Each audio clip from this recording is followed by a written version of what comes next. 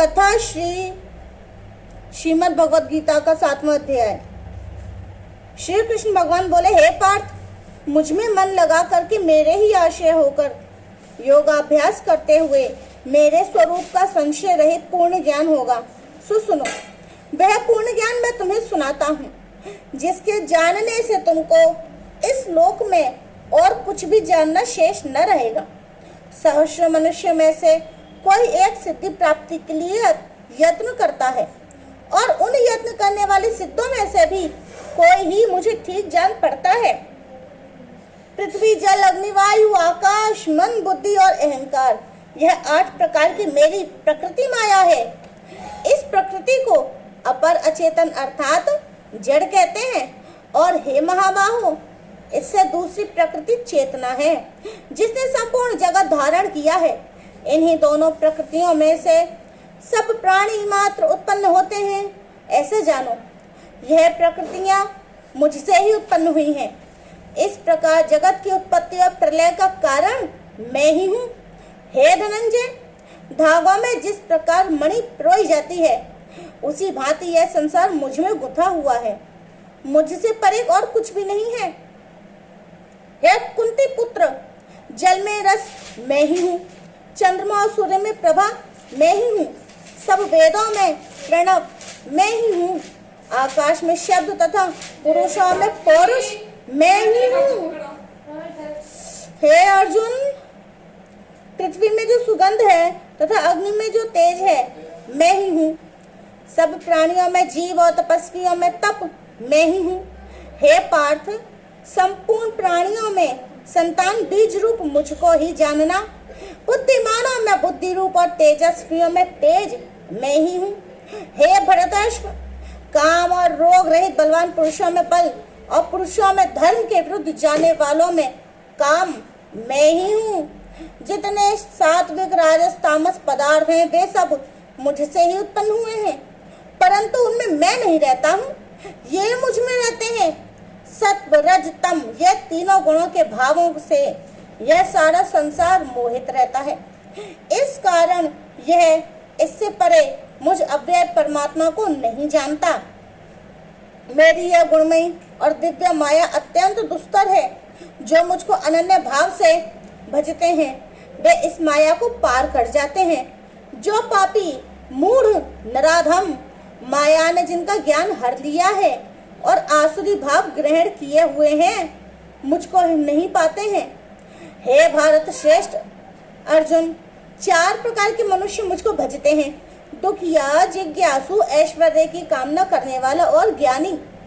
तिनमें सदा मुझ में एकाग्र चित्त और केवल मेरी भक्ति करने वाला ज्ञानी पुरुष ही श्रेष्ठ है, क्योंकि मैं ज्ञानी को अत्यंत प्रिय हूँ और ज्ञानी मुझे अत्यंत प्रिय है। यद्यपि वे सभी भक्त अच्छे हैं, तथापि ज्ञानी तो मेरी आत्मा ही है, क्योंकि वह मुझ में ही मन लगाकर मुझको ही सर्वोत्तम गतिमान मेरा ही आश्रय ग्रहण करता है। अनेक जन्म के अनंतर ज्ञानी मुझे पा लेता है। ऐसा महात्मा अत्यंत दुर्लभ है, जो सब जगत को वासुदेवमय समझे। अपनी अपनी प्रकृति के नियम के अनुसार मनुष्य भिन्न भिन्न काम वासनाओं के ज्ञान में डूबकर उन फलों की चाहना से अन्य देवताओं के अधीन होकर उनकी उपासना करते हैं। हे अर्जुन, जो भक्त श्रद्धा पूर्वक जिन जिन देवताओं को पूजन करना चाहते हैं, उन पुरुषों की उस श्रद्धा को मैं दृढ़ कर देता हूँ। वह इस श्रद्धा से युक्त होकर उस देवता की आराधना करता है, फिर उसको मेरे ही रचे हुए कर्मफल प्राप्त होते हैं। परंतु उन अल्प बुद्धि वालों का फल नाशवान है। देवताओं के आराधना करने वाले देवताओं को मिलते हैं और भक्तजन मुझ में मिल जाते हैं। मेरे अव्यय, अविनाशी, अच्युतम स्वरूप को न जानकर मंद बुद्धि लोग मुझ अव्यक्त को व्यक्त देहधारी मानते हैं। योग माया से आच्छादित होने के कारण सबको नहीं दिखता हूँ, उसी से मूढ़ लोग अनादि तथा अविनाशी मुझको नहीं जानते।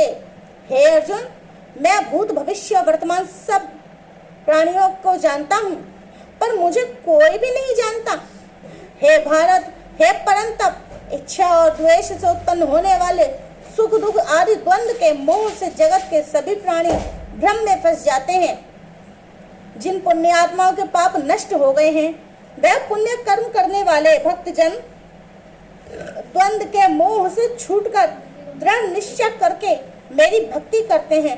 जो मेरा आशय लेकर जन्म मरण क्रम को दूर करने के अर्थ प्रयत्न करते हैं, वे पुरुष परम ब्रह्म आत्मज्ञान से और संपूर्ण कर्म को जानते हैं। जो अधिभूत, अधिदेव और अधियज्ञ इन सब में व्यापक मुझे जान पाते हैं, वे समाधिष्ठ मरण काल में मुझको जानते हैं। 7वें अध्याय का महात्म्य। श्री नारायण जी बोले, हे लक्ष्मी, अब 7वें अध्याय का महात्म्य सुन। एक पटेल नामक नगर है जिसमें शंकुकर्ण वैश्य रहता था। वह व्यापार करने को नगर से बाहर जाता था। रास्ते में शंकुकर्ण को सर्प ने डसा, वह मर गया। उसके साथ ही दाह क्रिया करके आगे को चले। जब लौटकर घर में आए, उसके पुत्र ने पूछा, मेरा पिता शंकुकर्ण कहाँ है? उन व्यापारियों ने कहा, तेरे पिता को सर्प ने डसा था, वह मर गया, और ये पदार्थ ले, तेरे पिता का तो उसे ले ले। पुत्र ने कहा, जिस सर्प ने मेरे पिता को काटा है, मैं उसे मारूंगा। उन व्यापारियों से कहा, चलो मुझे वह ठौर बताओ जहां मेरा पिता शंकुकर्ण मरा है। व्यापारियों ने वहां ले जाकर खड़ा किया। देखे तो वहां पर एक वामी है, जिसे कुदालों के साथ खोदने लगा। जब छेद बड़ा हुआ, वहां से एक सर्प निकला। उसने कहा, तू कौन है? मेरा घर क्यों खोदता है? उस बालक ने कहा, मैं शंकुकर्ण का पुत्र हूँ। जिस सर्प ने मेरे पिता को मारा है, मैं उसको मारूंगा। तब सर्प ने कहा, हे पुत्र, मैं तेरा पिता हूँ, तू मुझे इस अधम देह से छुड़ा और मुझे मत मार। ये मेरा पूर्व जन्म का कर्म था, सो मैंने भोगा। तब पुत्र ने कहा, हे पिता, कोई यत्न बताओ जिससे तुम्हारा उद्धार हो। तब उस सर्प ने कहा, हे पुत्र, किसी गीता पाठी ब्राह्मण को घर में भोजन कराओ और उसकी सेवा करो, उसके आशीर्वाद से मेरा कल्याण होगा। तब उस बालक ने अपने घर पर उस नगर में जितने गीता पाठी थे, पाठ करने वाले थे, तिन सबको बुलाकर श्री गीता जी के 7वें अध्याय का पाठ कराया और उनको भोजन कराया। तब उन ब्राह्मणों ने आशीर्वाद दिया।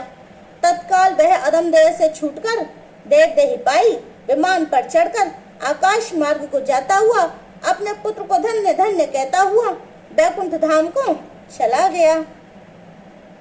जा प्राप्त हुआ।